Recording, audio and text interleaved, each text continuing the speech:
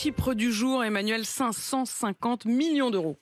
Oui, 555 exactement, c'est important. C'est On la n'est plus à 5 près. Quand on est à ce niveau-là, si figurez-vous que Naval Group, si, Oui. puisque ces 555 millions, ce sont les dédommagements que l'Australie versera à notre groupe, donc Naval Group, pour mettre un terme financier à la fameuse affaire des sous-marins français. C'est ce qu'a annoncé le Premier ministre australien Anthony Albanese samedi. Le groupe français a accepté ce règlement pour compenser la rupture du gigantesque contrat, rappelons-le, 56 milliards d'euros qui avait occasionné une crise diplomatique entre Paris et Canberra à l'automne dernier. Il faut se rappeler qu'en septembre 2021, l'ancien Premier ministre australien d'alors, le conservateur Scott Morrison, avait mis soudainement fin au contrat français en préparation depuis des années qui prévoyait la livraison à l'Australie de 12 sous-marins à propulsion conventionnelle au profit de sous-marins nucléaires américains ou britanniques. Mais voilà, il y a un nouveau Premier ministre en Australie qui, lui,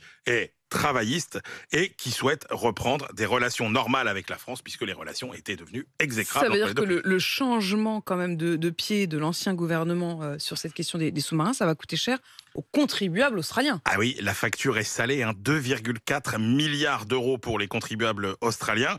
Cette somme couvre l'ensemble des dépenses engagées par Canberra depuis la signature du contrat en 2016. Donc il y avait les coûts de l'industriel français, Naval Group, ceux de l'américain Lockheed Martin qui devait fournir le système de combat des Barracuda. Il y a les sous-traitants, sans oublier tous les frais liés à la construction du chantier naval en Australie.